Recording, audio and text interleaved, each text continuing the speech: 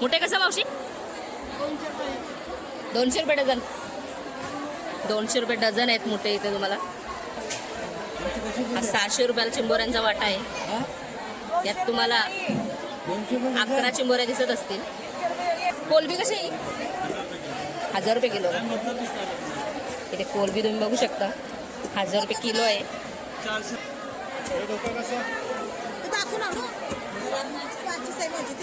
500ला वाटा का?